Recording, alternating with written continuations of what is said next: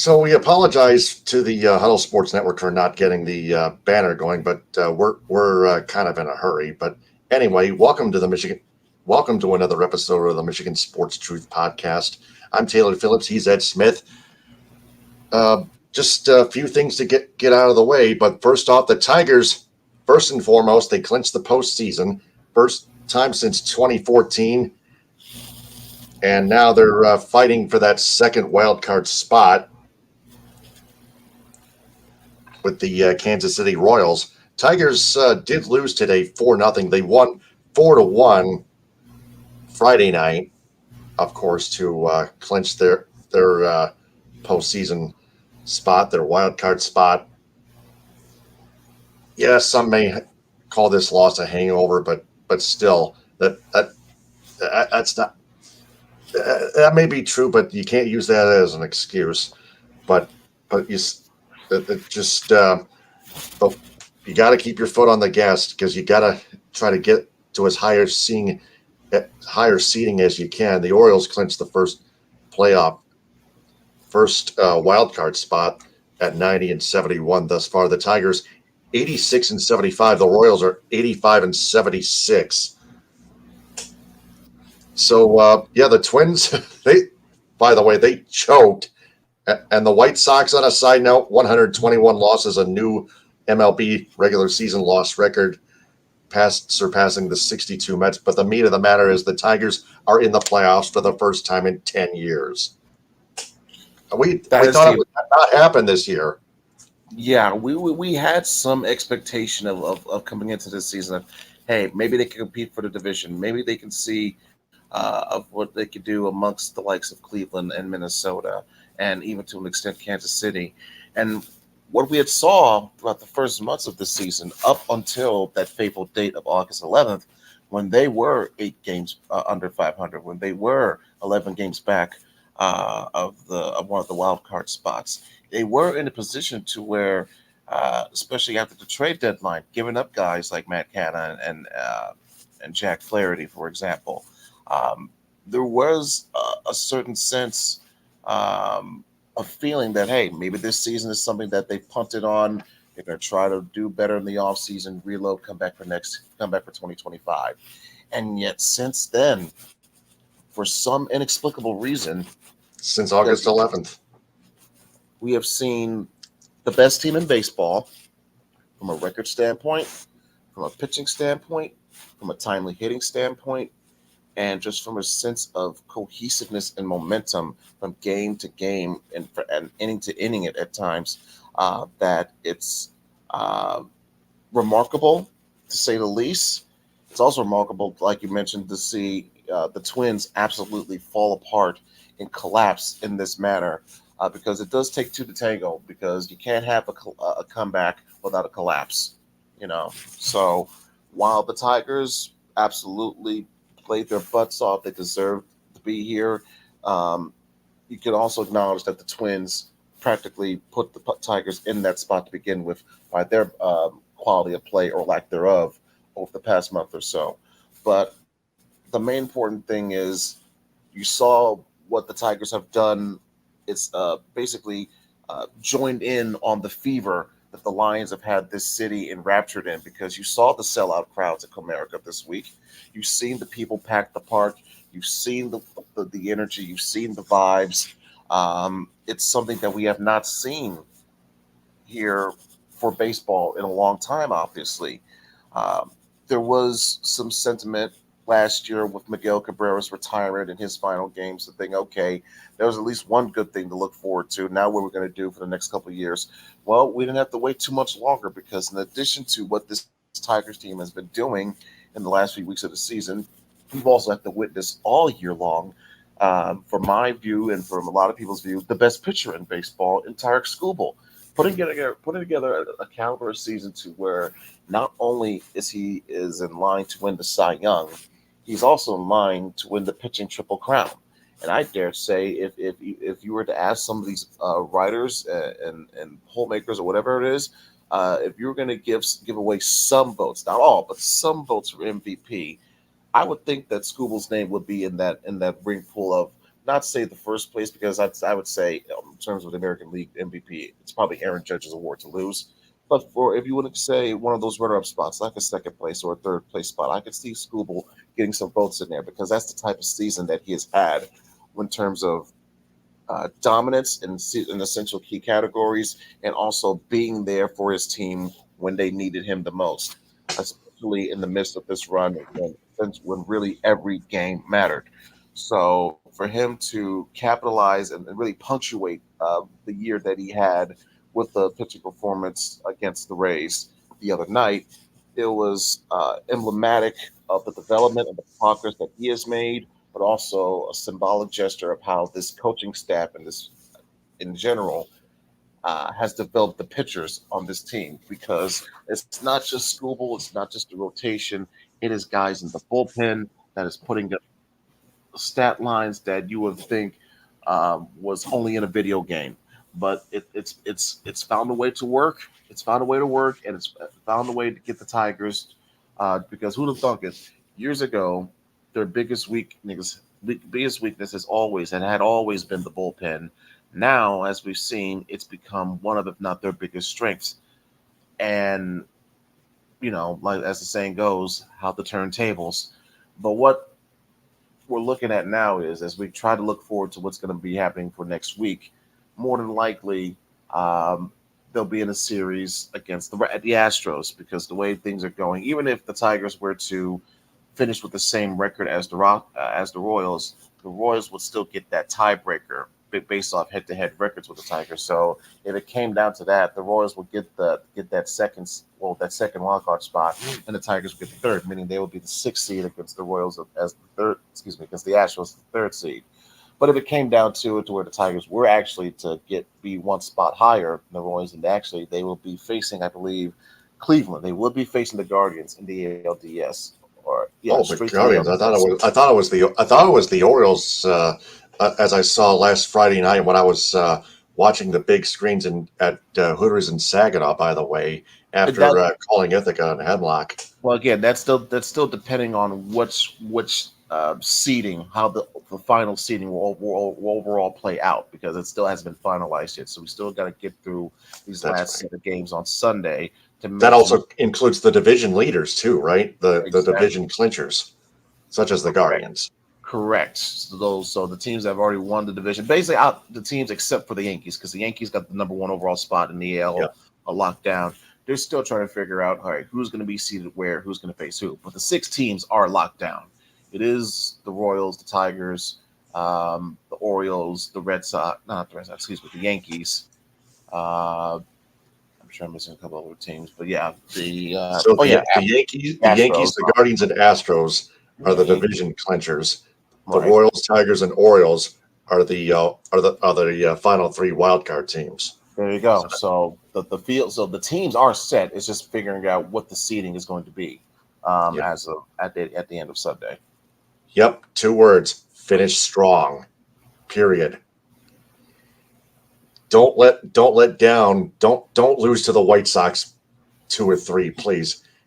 You should. The Tigers, I thought, should have swept them, but really, I will say though, the main objective was clinching the postseason spot. So I think fans will be willing to forgive losing to a team of 121 losses because you took care of the main goal already. Like everybody's still, like I said, it's not just a team that's in a hangover. The whole city's in a hangover the way they were celebrating on Friday night. Yeah, such as the Kansas City Royals. They were doing the same thing. They lost to the Braves 2-1. There you go. So the Tigers are still a game up on the Royals. Like I said, 86-75 to 85-76. So the Michigan Wolverines, ranked 12th, had a 21-0 lead, 21-3 at halftime, then 24-3. Minnesota somehow came back. Michigan was falling apart until Dominic Savada nailed a 37-yard field goal to put the Wolverines back up 2 possessions, a 10-score game, 27-17. Minnesota would still drive down the field. Yeah, a very, very tough pass interference call on the back of the end zone. some would say, but Minnesota took advantage.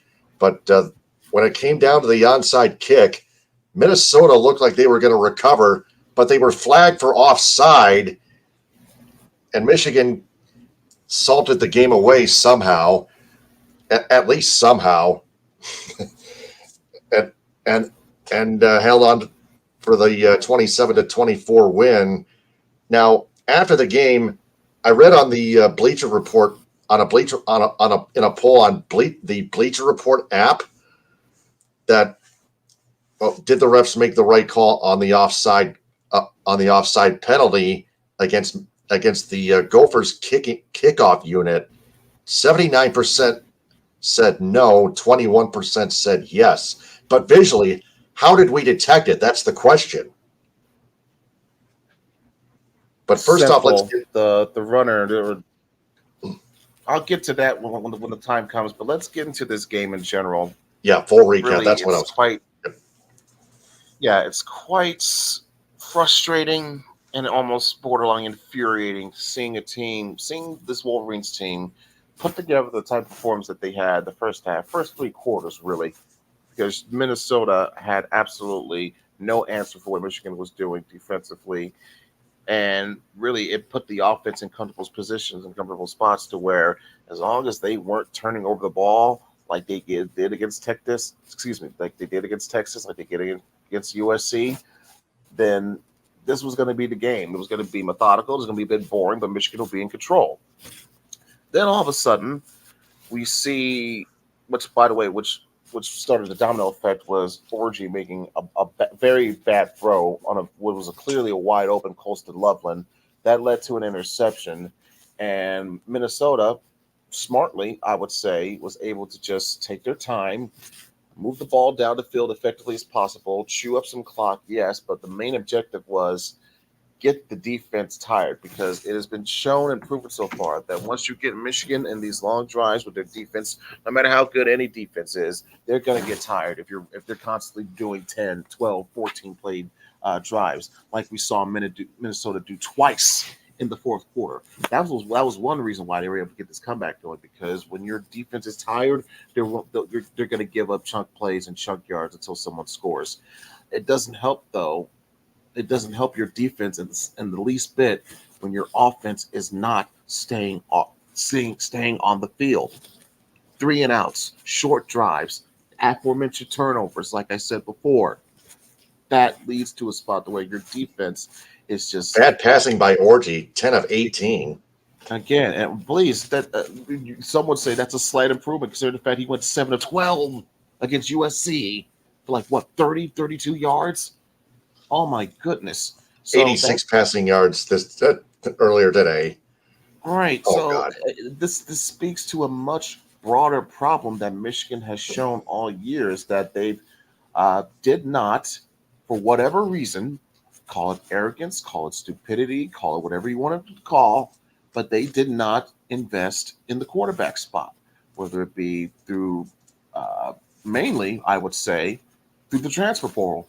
Because there were some guys available that you could have gotten in the portal that could have fit quite well behind this offense, not try to do too much, be effective with being essentially being a field general, being a game manager, with what this offense likes to do, be aggressive, be physical, be up front running the football. But instead, when your offense is forced to be one-dimensional because you have no semblance of a quality passing game, which is going to force defenses to scheme and adjust and bottle you up to the point to where the only way you have of making any progress is to throw, and thus you're it's a square peg in the round hole theory.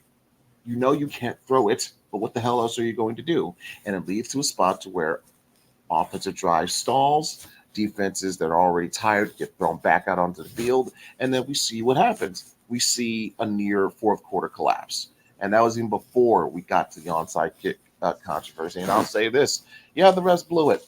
The offsides on the offsides. Wow. Call. To me, in other words, a gift for Michigan, the Wolverines. Holy cow! Absolutely. And if you're Michigan, you take that gift, you take the win, and you don't apologize for it. But Right. just That know, proves that officiating goes both ways, by the way. of course. And then don't get me wrong, Michigan has been boned a few times on some bad calls in the past. Trust me. Trust me. I remember JT was short. We all remember JT was short. Yes, no But doubt. but I digress. Michigan got a gift today that they shouldn't have gotten because with how they were playing offensively, it was leaving their defense out to dry.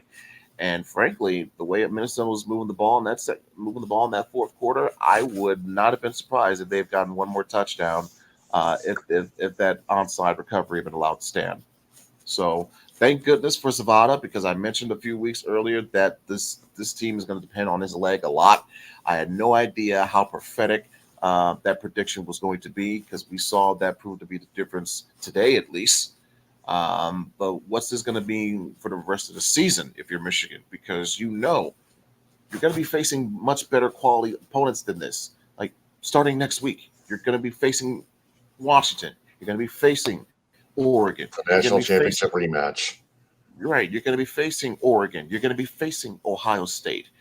And if you're having troubles and your struggles against the likes of Texas and USC and even Minnesota to an extent, what the hell of a chance do you think you're going to have against those teams? Like, it's still very much in the realm of possibility that Michigan could lose four, if not, dare I say, 5 games. And that's based solely on how inept their quarterback play has been.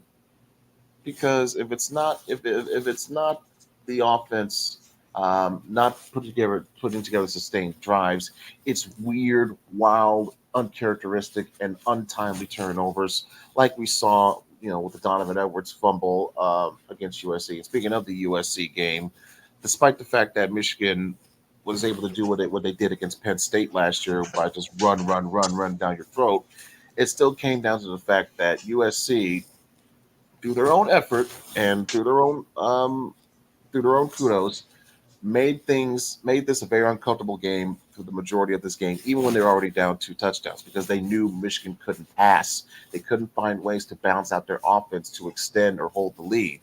So when you see freak occurrences like that Kenneth Grant fumble, whatever the hell that was, if you're USC, you take advantage of that, and they did, and they almost you would argue they deserved to have gotten a win off of that.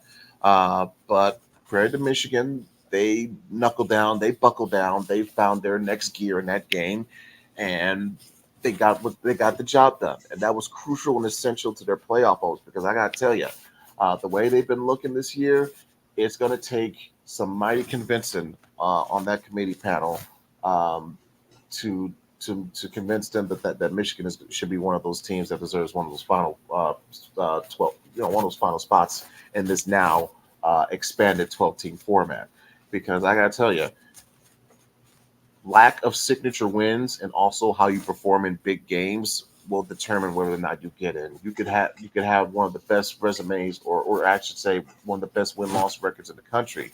But if your resume doesn't stack up, if you don't have enough of those quality signature wins, and let's say your losses were of a certain level, let's say you lost by a close game, it was a back and forth affair, or like we saw in the case of Michigan against Texas, they got curb stomped.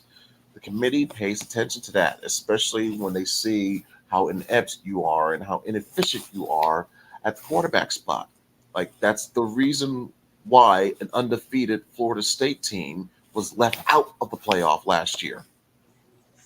Yeah. So, I take that into consideration for the rest of the season. And Michigan, frankly, do I expect them to win the Big Ten? Obviously, no. The way they've been looking right No.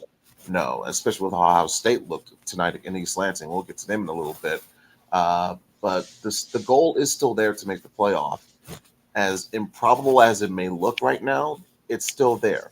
Like, remember, people thought the Tigers had a 0.2% chance of making the playoffs, and now here we are. So Michigan, they're familiar with those terms. They're familiar with that scenario themselves, what they went through 3 years ago. Uh, it's not as dire of a situation, but again, if anybody's expecting an all of a sudden quality play that's going to lead to a deep or another playoff berth appearance for the fourth year in a row, you're more than optimistic. You're borderline delusional. Right. You're probably your only bright spot on offense if you're Michigan is Khalil Mullings that has been your best running back thus far. Yeah, without Proved it question. again, 24 carries, 111 rushing yards, and 2 touchdowns. Wow. He's been putting up numbers that we thought Donovan Edwards was going to put up. And that's the surprising thing for him and the disappointing thing for Edwards, because Mullings, I think coming into this game, it was tracked and stated that Mullings had more yards through broken tackles than what Edwards has total. And both have had the same amount of carries just about coming into today's game against Minnesota. So I don't know what Edwards has done or has not done to give himself the type of burst that he would need in some of these plays. He showed it a little bit against USC. You thought something was there, but again, it's just something is missing there for some reason. I don't know why we're seeing more of the quality production coming from Khalil Mullings when you would think it would be coming from the guy that was on one of the cover athletes on the new damn video game. But I digress. Right.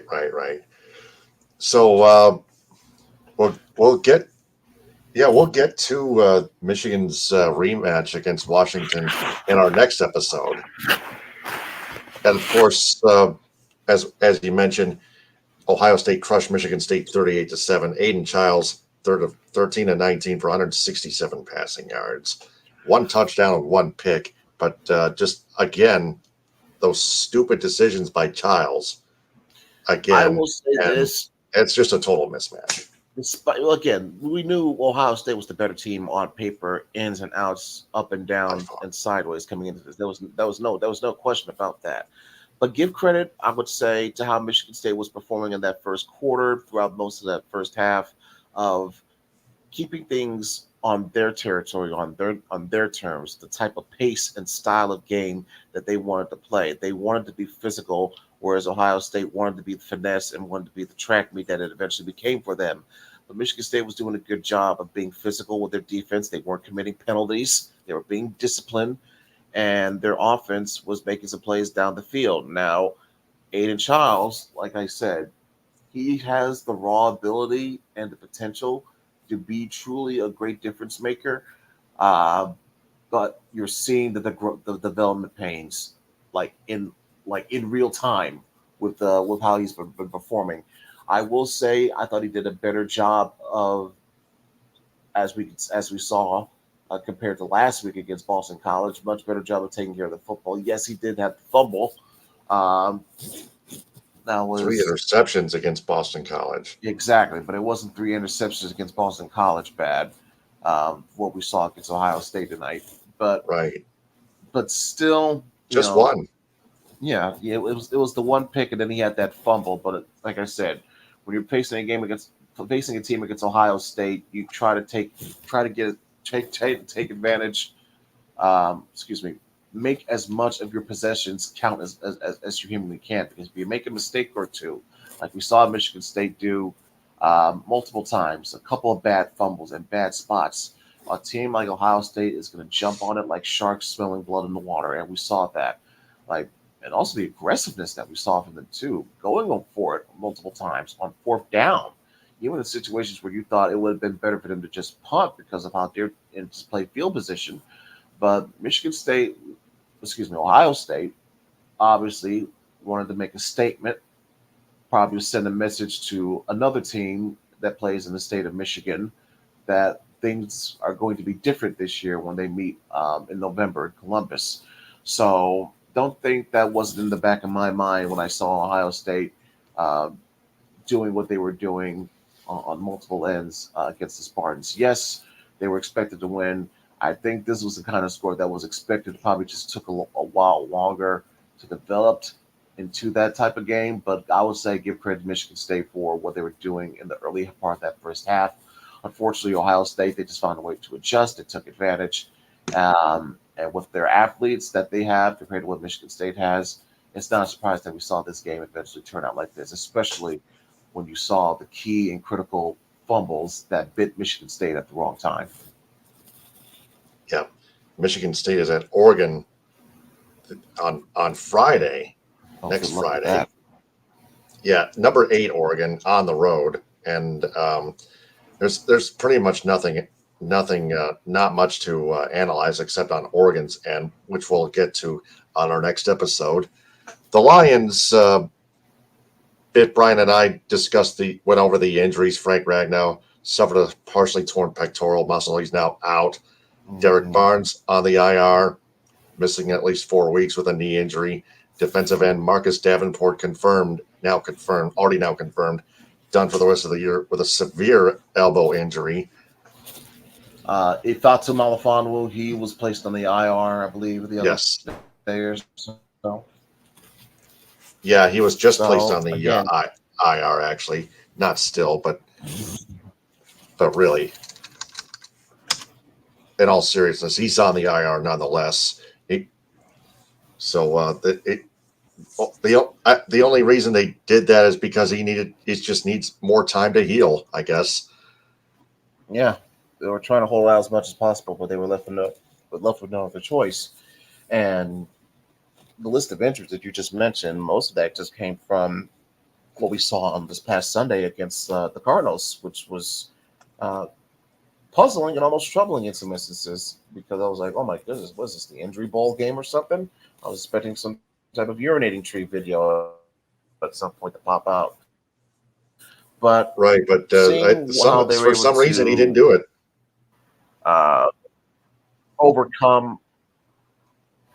Seeing how they were able to overcome that type of adversity,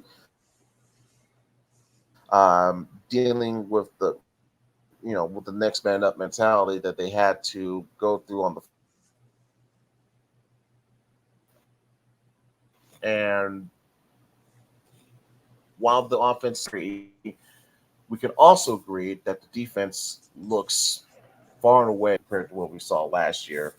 That should be a credit given to what Aaron Glenn has done with the mentality that he's helped instill in this defense, especially with the cornerback and the cornerback spots in the secondary, especially with the young players that we have with Terry and Arnold and Rakestraw. I do think Arnold is getting targeted a little bit with on terms of some of these PIs being ticky-tack, but I think that's just the refs here letting them know that, hey, this is the NFL. We pay attention a little bit more to stuff that probably those college refs didn't pay attention to. So he'll adjust. He'll find a way to overcome and make those technical adjustments, but he's got the talent. He's still quite good, and he's still very much an important piece of this team's future. One thing I need to point out, and it's pretty simple: play the ball and not the body. Yeah, I could argue that, but again, it comes down to him getting adjusted to how certain speeds and certain receivers look in the NFL. That's another factor. Versus what he's going up in college. Yeah, versus what he's going up against college. So, but he'll make the adjustment, and he'll be able to make the fine development in due time. So I'm not really too much worried about that. No, it's only his rookie year. Right. They only come down to development from the coaching staff too. Exactly, and with this, and I have faith and trust in this coaching staff and what they're able to do, bring out of from their players. So that's going to be no issue for Terrion. Right. The Lions, as I mentioned on my last episode, did sign wide receiver Allen Robinson to the active roster from their practice squad, which again, probably not gonna factor in much unless he does at least make an impact. Really, what it shows though is that this team really misses Josh Reynolds, particularly Jared Goff, because when you think about what Josh Reynolds had been for Goff, and since he had been another safety valve, Mr. Reliable up until the NFC Championship game, of course. But what we saw throughout that regular season, if they were trying to do a double cover on Amon-Ra, and they had Laporta blanketed, and JMO wasn't open, who was Goff looking for? Who was Goff going to on that play where you need a big play, need a third down, need a touchdown even? It was Josh Reynolds. And we haven't seen, granted, thankfully, we've seen JMO having established more of a breakout type of season so far.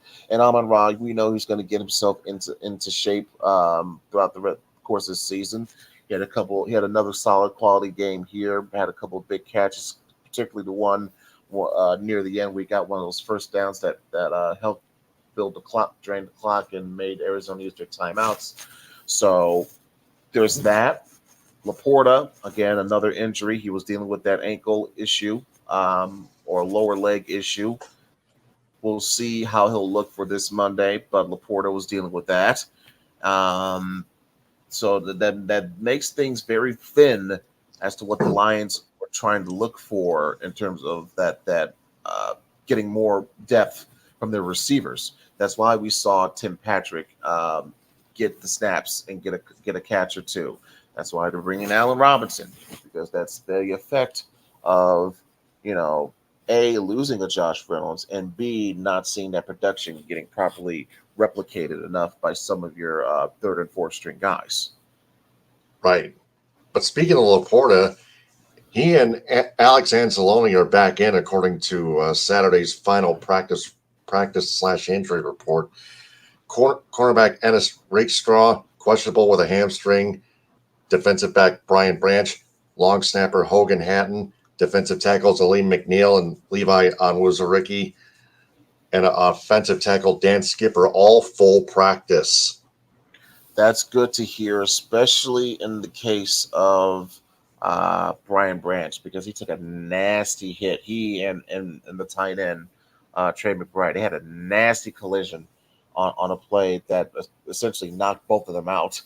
It was quite scary looking for quite a second, but thankfully it looks to me that both guys are okay. We'll see how they'll go through with Branch, see how many snaps he'll get on Monday night. Anzalone, though, good timing for him, by the way. Happy belated birthday to him. He had his birthday this past Sunday. I think this was a much needed, well, actually good timings, I would say, that he should be ready for this game, because it's an extra day off with it being Monday night. And not to mention, you got the bye week that's coming up after this. So for the guys that are already hurt, already dinged up, that aren't ready to come back just yet, because of the fact that, you got an extra day off between that Sunday and the Monday, and you have a bye week coming up, that's very crucial and essential to what you want to do for your recovery process. Yeah. And speaking of Monday night, let's get to that. 8:15 on ABC and ESPN Plus. Joe Buck and Troy Aikman supposedly will be there at Ford Field to call the game nationally. Lions are 3.5-point favorites against the Seahawks. The over-under is 46.5. The Seahawks have given the Lions fits, especially at Ford Field, the last two meetings. And both scores were close in both. The score was close each in both games, but Seattle won in overtime 37-31. But honestly, the Lions are still looking for some revenge, but it's still the Seahawks. What's the record again? I couldn't even. I'm really sorry. Seahawks and Lions. Seahawks are 3-0. Hokey smokes, Bullwinkle. We'll analyze. I mean, we're going to analyze the whole matchup before we make a prediction, but I don't have a good feeling about this, Ed. Well, I kind of understand why, because let's go back to the last time that the Lions have even beaten the Seahawks in a game. The last time you have to see that, you have to go back to October 28th, 2012. That was when Russell Wilson was a rookie. That's the last time that you've beaten the Seahawks. And since then, whether it was at CenturyLink in Seattle or whether it was here at Ford Field, especially here at Ford Field, the Seahawks have just had the Lions' number, one way or another, whether it be through high scoring affair, getting big plays through the air, getting big plays to DK Metcalf, Kenneth Walker running like a madman. Somehow, some way, the Seahawks have found a way to pull some BS and get the win. Now, with that in mind, knowing that this is a Monday night game, knowing that we've seen the defense so far doing much better across the board, or with the exception of a couple of people, I would say Carlton Davis is turned out to be an unfortunate negative at the moment. But we'll see if that persists, knowing that the Seattle has DK Metcalf and Jackson Smith and Jigba to use at their disposal with the aforementioned Kenneth Walker out of the backfield. But knowing that we have all those factors coming into play, you would think that the only thing that the Lions have to focus on and worry about is making sure that you don't turn the ball over again, like we saw Goff do, trying to force a pass they shouldn't have forced, and it led to an unnecessary turnover. Stick to what you know your identity is, and until Seattle has a way to adjust and overcome your ability, which is being physical and running football, don't stray away from it, especially in the red zone, because we saw from the onset against Arizona how effective they were at doing it, at running the ball, especially at the red zone, especially with David Montgomery and switching things up with Jahmyr Gibbs. You saw instances where Monty is going to get the lion's share, pardon the pun, of the carries one drive, and boom, the next drive you come back with Jahmyr. Both those guys, I believe, if not damn near close, both guys ended up finishing with close to, if not over, 100 yards rushing each. Both guys. That is a very quality asset to have at your disposal, to have in your back pocket, because it shows represents of how balanced of an offense you are and how potentially explosive and how productive you can be with your scoring, as long as you're taking care of the ball, making the right plays at the right moments, and finishing drives in the red zones with touchdowns instead of field goals. So knowing that in front of us, and knowing the injury report as well, I believe Seattle's got some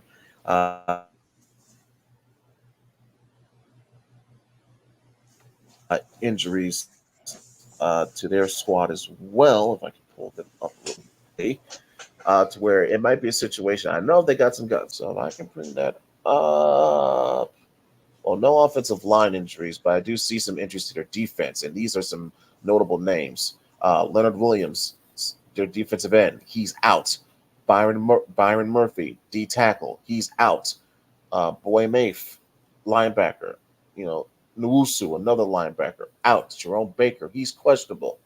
So, both teams are obviously nicked up. That's what you expect early on in the season.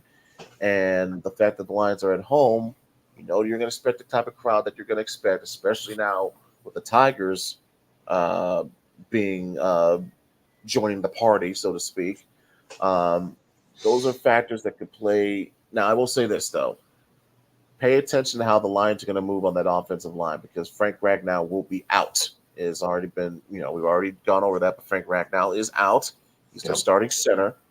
So we're going to see how the ball. I think Grant Glasgow would be getting some backup snap duties, unless they're going with another guy entirely. But still, pay attention to that and see how that may or may not affect how they go about trying to be establishing the run, and also giving Goff the proper protection that he needs in those play action situations. Next man up. Mm-hmm. Next man up. So you got the prediction? It's going to be a low scoring affair, to be honest with you. I think the Seahawks are going to win 24-21. That's not a outrageous score. It's because when we think about it, the Lions defense so far, they've held opponents to 20 points or less. They've yet to allow the opponent to score more than 20 points on them this season. That comes down, by the way, to the fact that they've been outstanding in stopping the run this year, like we saw them do last year. Definitely helps when Seahawks you got have a powerful offense. Geno Smith and Kenneth Walker still. exactly. So that's going to be a good test for this Lions run defense at the very least. DK Metcalf. DK Metcalf, I mentioned him. I already mentioned Jackson Smith and Jigba as well. So they got some guys, they got some pieces that they can move the ball with. You know, it's not just Walker. Zach Charbonnet can be an effective running back for them too.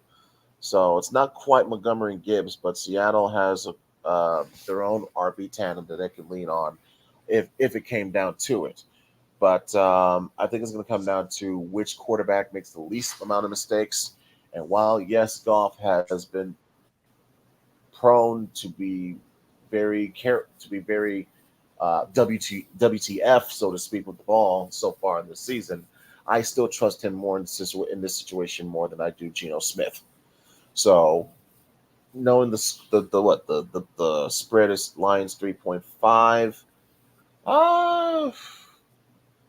I say Lions win. Do they cover though is the question. I'll say no. I'll say they won't cover because that 3.5 is tempting. But I'll say Lions 20. Let's go Lions 28, Seahawks 25. Okay, yeah, that's what I was thinking. They since you said they won't cover, but they'll still win. I would assume you. Yeah, because I'm expecting the line to J-Mo win by a field goal. I'm expecting J-Mo to get, because I'm expecting J-Mo to get a touchdown. I wouldn't be surprised if Laporta gets a touchdown in this one, depending on how he's feeling. Amon-Ra should get a touchdown, obviously, and I expect a touchdown from one of our running backs. So there you go. Yeah, I'm actually gonna change my prediction. I think Trust your instinct. Trust your instinct. If you have a gut feeling that Seattle's going to win this, trust your instinct on that. That's why we have opinions. That's why that would be my first opinionated prediction. My second opinionated prediction, since the Seahawks defenders out there on the defensive unit, like you mentioned, that are out, one of them being questionable. Can the Lions take advantage? They might. I'll say my second scoring prediction: Lions win 30-27. Or check that, 30-23. The Lions win and cover. That would be my hopeful prediction. Well, it's simple. Once you take care of the ball, much better, and you finish drives with more touchdowns in the red zone instead of settling for field goals or not getting anything at all, you're going to see your points per game production creep up to where you expect, to be in the high 20s and low 30s almost every game, like we were seeing last year. Not to mention Ben Johnson's play calling still needs to improve. Well, I will say I thought it looked much better against Arizona than we saw against Tampa. I'll say that. Yeah, that is, yeah. Yep, much better. Just keep amping it up. Just keep revving it up. Just keep pushing it up. And also keep it simple when it's necessary. Yes. I will say though, those black uniforms with the blue helmets, they should look very nice. Right. That's a side note already. So that's all Lions. Quickly, the Red Wings swept the Blackhawks Chicago in preseason home and home set 4-2 at United Center and 2-0 at Little Caesars Arena. Vladimir Tarasenko's first preseason goal as a Red Wing. Lucas Raymond, Jeff Petrie of all people, Christian Fischer even also got a goal each. Andrew Kopp, 2 assists both on Friday. Not bad. So the main product players on the ice for the Red Wings are already putting in some early preseason work and production, let alone production. So the Pittsburgh Penguins game was postponed. It'll be a split squad with the other game, the Buffalo Sabres at KeyBank Center in Buffalo on Monday. So while the Lions are playing Monday Night Football, the Red Wings have two split squad games. One against the Penguins at Little Caesars Arena, and the other against the Buffalo Sabres at KeyBank. And then, of course, the Tigers start game 1 on Tuesday. Yep. And then quickly, trending truth, Pistons owner Tom Gores had agreed over a day ago to purchase a 27% stake of the NFL's Los Angeles Chargers. This was shocking to me, Ed. Quite surprising, but not too surprising. You know, when you're a billionaire and you're bored and you got a lot of money to do, you know, this is something you might want to do in a side venture. Just be careful of how, you know, if I was in that organization, I would say be careful about how he may have an interest in your nearby prisons, especially in Inglewood. Yeah. Yeah, and I was wondering how would this affect the Pistons in the future after But this? but it's not a surprise because it shouldn't be too much because we've seen this happen before. Let's not forget Mr. Davidson himself. He owned the Yeah, the Pistons Pistons and the Lightning. and the Lightning and the Shock all at once Three simultaneously. franchises. Holy smokes. Even the Detroit Vipers Yeah, exactly. So in the International Hockey League, the IHL, back in the late 90s. mhm. Wow. So, what all did we learn in this episode? We learned that playoff baseball is finally back in Detroit after so long, and that this Tigers team decided to adopt the mentality of why not us, why not now? Happy for them, happy however it ends. I'm just grateful to be on it and to enjoy it all the way. We also learned that, frankly, both Michigan and Michigan State, um, are going through their own rebuild years, so to speak. But they're basically doing it on a grander, more exposed scale that's going to lead to more scrutiny because of how things are being shown and presented, particularly for Michigan at the quarterback spot. So we learned in that case that if they don't turn things around, if they don't really not lock things down and perform better consistently, they may be looking at 4 or 5 losses before all is said and done. If you're Michigan, and if you're Michigan State, you've already gotten 3 wins so far. I think a lot of the people were expecting you to struggle to say get to 5, maybe 6. But the way that you're looking as of late, obviously tonight against Ohio State was a bummer. Last week was even more of a bummer because you had that game won. But if you continue making your development and your adjustments throughout the season, Aiden Childs takes better care of the football. You may be looking at a spot where if you're Michigan State, I can see them winning potentially 7 games, especially if they beat Michigan. And what we learned about the Lions is that essentially, from the offensive standpoint, because defense, I'm cool with the defense, with maybe the exception of like Carlton Davis and you know, making sure that enough of our guys are going to be healthy to last this whole season, because you were seeing at the Jalen Reeves Maven and Rodrigo getting snaps at linebacker because of we were down both Barnes and Anzalone and other guys. Just to say just off the top of my head. So and they still performed well. But what we're seeing now on the offensive standpoint for the Lions, they're just shaking off preseason rust. Why? Because they did not play in the preseason. This is them basically getting their which explains a lot of what you've been seeing from a lot of play throughout the NFL so far. Like while we've had some good games sprinkled in, most part it's been some bad looking football to watch. A lot of blowouts, a lot of bad, just bad on in general, and that's due to the fact that these offenses, for the most part, are getting themselves into the proper start gear, shaking off rust from not playing in the preseason at all. And that's just the same thing that we're seeing here with the Lions. But I do have, um, I'll say, the confidence. If you want to call it confidence, you can. but that given the circumstances of what they're going to have coming into Monday night, they should be able to, as long as they, do on a similar level what we saw against Arizona. Know your identity with running the ball, making smart play calling in the red zone, and also, at least for Goff's case, taking better care of the football. This is a game that you absolutely should win, hands down. I don't care about the fact that you haven't beaten Seattle in 12 years. I don't care about that recent mumbo jumbo voodoo, whatever you want to call it. What I know is you are the better team. On paper, you're at home. You have a bye week coming up. Take care of business. Go into this bye week with a 4-1 record and establish yourself as saying, hey, all this hype about Super Bowl contender coming into this year, it's real for a reason. Yeah. Still got to earn it, though, in the end. So, yeah, the Tigers are here. They were coming, like we said. Now they're here.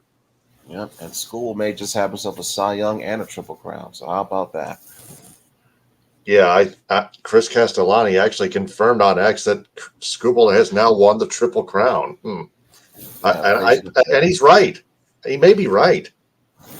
Based on how other pitchers that were around or near him in certain categories, based on how they were either gonna not start or they lost their last or whatever. However, it all rounded up. Basically, Scooball's in a spot to where even if he didn't pitch tomorrow or on Sunday, which he's not going to anyway, he's still in a line, still in a spot to where he's likely going to win the pitching Triple Crown. Yep.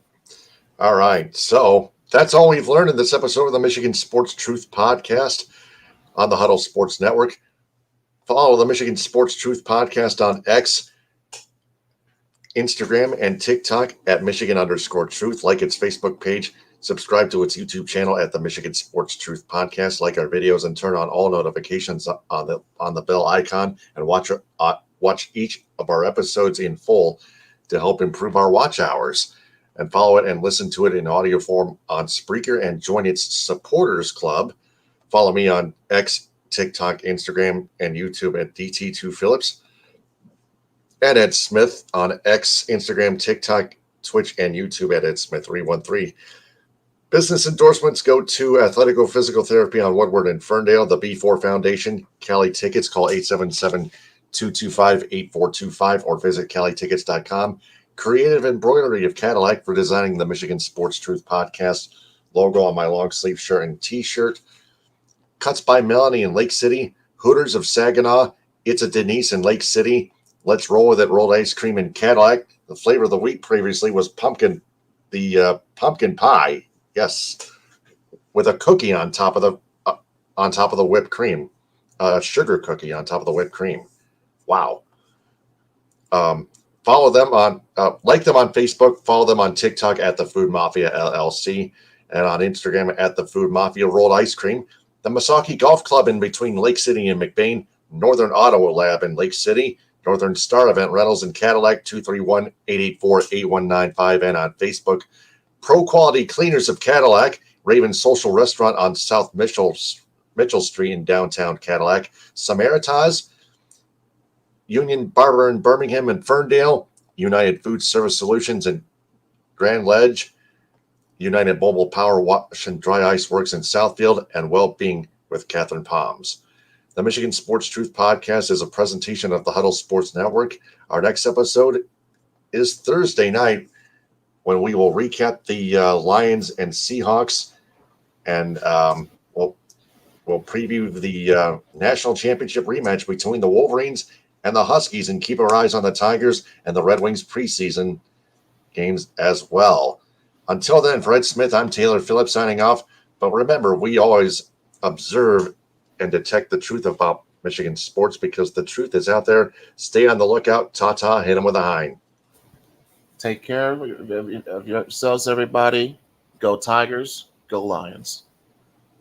This is a Huddle Sports Network broadcast. You can find us on Roku TV, Amazon Fire TV, Facebook, and of course YouTube. Get all your NFL news here first.